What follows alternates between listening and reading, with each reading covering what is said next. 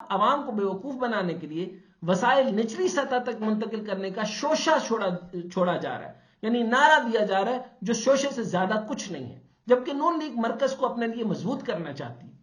اس میں کوئی شک نہیں کہ NFC ایوارڈ کے حوالے سے مرکز کو تحفظات ضرور رہتے ہیں، کیونکہ 18ویں ترمیم کے نتیجے میں بننے والے نیشنل فائنانس کمیشن ایوارڈ یا NFC ایوارڈ کے تحت پورے ملک کی آمدن یا ریونیو کا 57% حصہ صوبوں میں آبادی کے تناسب سے تقسیم ہو جاتا ہے، اور وفاق کے پاس صرف 43% بچتا ہے۔ یہی وہ رقم ہے جس سے وفاق نے حکومت بھی چلانی ہے، قرضوں کی قسطیں بھی دینا ہے، ڈیفنس کے اخراجات اور ترقیاتی کاموں میں بھی خرچ کرنا ہے، دہشت گردی کے خاتمے کے لیے بھی فنڈز وفاق کو ہی دینا پڑتے ہیں، اور وفاق چاہتا ہے کہ صوبے بھی ان اخراجات میں حصہ ڈالیں، لیکن 18ویں ترمیم کے بعد صوبے ماننے کو تیار نہیں ہے۔ وفاق کو رونا اپنی جگہ، لیکن حقیقت یہ ہے کہ 18ویں ترمیم پر عمل نہ ہونے کی وجہ سے ہی مسائل زیادہ ہیں۔ کوئی بتائے گا کہ 18ویں ترمیم کے بعد 20 کے قریب وزارتیں وفاق نے کیوں رکھی ہوئی ہیں، یا اخراجات کا بوجھ کیوں اٹھایا جا رہا ہے؟ انہیں بند کر دیں تو صوبوں سے مانگنے کی شاید ضرورت نہ پڑے۔ صحت، تعلیم اور دیگر شعبے جب صوبوں کو دے دیے گئے ہیں تو پھر ڈپلیکیشن کیوں؟ پھر وفاق اور ان پر کیوں خرچ کرتا ہے؟ کیوں اپنے اخراجات بڑھاتا ہے؟ اب نون لیگ کا مسئلہ کیا ہے؟ نون لیگ کا مسئلہ یہ ہے کہ ان کے پاس آمدن کو بڑھانے کا کوئی متبادل پلان نہیں ہے۔ There is no alternative۔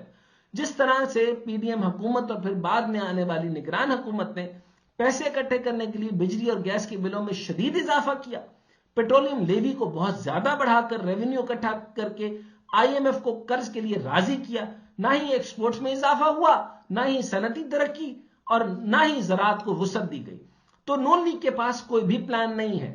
آپ یقین کیجئے کہ ان کے پاس کسی قسم کا کوئی بھی پلان نہیں ہے۔ اب جتنا بوجھ بجلی گیس کے بلوں، پیٹرولیم لیوی اور بیجا انڈائریکٹ ٹیکس سے ڈال دیا گیا ہے، اگر اسے مزید بڑھایا گیا تو پورا سسٹم ہی کولیپس کر جائے گا۔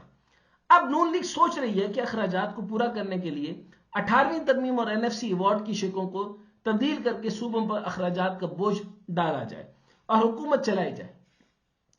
اگر معیشت کی صورتحال کو دیکھیں تو جس طرح سے چل رہی ہے اور جس طرح سے حکومتی اخراجات میں اضافہ ہوتا جا رہا ہے، معیشت کی بہتری نظر نہیں آتی۔ حالت یہ ہے کہ ملک میں آمدن کا تقریباً 88% تک تو خرچ کر دیتا ہے، باقی جو 10-12% بچتا ہے وہ ترقیاتی کاموں یا سرمایہ کاری میں لگائے بھی سے زیادہ ہمارا حقیقی GDP 3 سے 4% تک ہی بڑھ سکتا ہے۔ ان حالات میں اگر آپ چاہتے ہیں کہ آپ کی آمدنی ڈبل ہو جائے تو پھر 50 سال مزید انتظار کریں۔ البتہ اگر اسحاق ڈار اعداد و شمار کا ہیر پھیر کر دیں تو پھر GDP شاید 6 سے شاید تھوڑا زیادہ ہو جائے، لیکن وہ سب مصنوعی ہے، یعنی رانگ نمبر ہے۔ بغیر ایکسپورٹس بڑھائے اور بغیر بچت میں اضافہ کیے ملک کی معیشت بہتر نہیں ہو سکتی، اور یہ سب ممکن ہے بیرونی سرمایہ کاری سے جو ابھی تک تو ہوتی نظر نہیں آ رہی۔ اسرائیل فلسطین جنگ کے بعد تو سعودی عرب اور UAE جہاں سے $50 ارب کی سرمایہ کاری آنی تھی، اب وہاں سے بھی خاموشی ہے۔ ہمارا کرنٹ اکاؤنٹ کا خسارہ بھی بہت بڑا مسئلہ ہے۔ ہماری ایکسپورٹ سے زیادہ امپورٹس ہیں، یعنی ایکسپورٹ 20 سے 25 ارب تو امپورٹس 55 سے 60 ارب، اور خزانہ خالی ہو جاتا ہے، اور پھر یا تو چین یا سعودی عرب یا UAE اور IMF کے سخت شرائط کے قرضوں سے اس گیپ کو پورا کیا جاتا ہے۔ انڈیا اور بنگلہ دیش نے ان مسائل سے نکلنے کے لیے اپنی سرمایہ کاری اور ایکسپورٹ میں اضافہ کیا۔ ان کی گروتھ 6 سے 7% ہے، اور دونوں ممالک کی بچت تقریباً 30% کے آس پاس ہے۔ اب اگر کچھ کرنے کی ضرورت ہے تو وہ یہ ہے کہ صوبوں سے کہا جائے کہ وہ اپنی آمدن میں اضافہ کریں، صرف اپنا حصہ لے کر نہ بیٹھ جائیں۔ یہ ترمیم کرنے کی ضرورت ہے کہ اب سب سے زیادہ حصہ پنجاب کو ملتا رہا، تو جہاں نون لیگ کی حکومت رہی، اور نون لیگ بتائے کہ پنجاب نے اپنی آمدن بڑھانے کے لیے کیا اقدامات کیے۔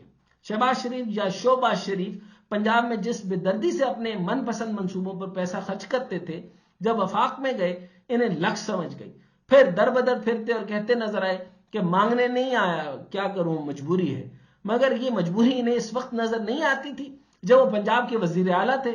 نواز شریف کا مسئلہ اقتدار ہے، نواز شریف کا صرف مسئلہ اقتدار ہے اور صرف اقتدار ہے، اور زیادہ سے زیادہ اقتدار اور طاقت، اور یہ تمام طریقے اسی کے لیے ہیں۔ اور نون لیگ کے پاس کوئی معاشی منشور تو ہے نہیں، صرف اور صرف ناکام سکیمیں اور عوام کو بیوقوف بنانے اور ملک پر قرضوں کا بوجھ چڑھانے کے منصوبے ہیں. یہی ان کا منشور ہے اور یہ ہمیشہ سے تاریخی طور پر ان کا دستور رہا. اس کے علاوہ ان کے پاس کوئی منشور اور کوئی دستور نہیں ہے. یہی ان کا دستور ہے، سکیمیں سکیمیں اور سکیمیں، اور اس کے علاوہ صفا چٹ.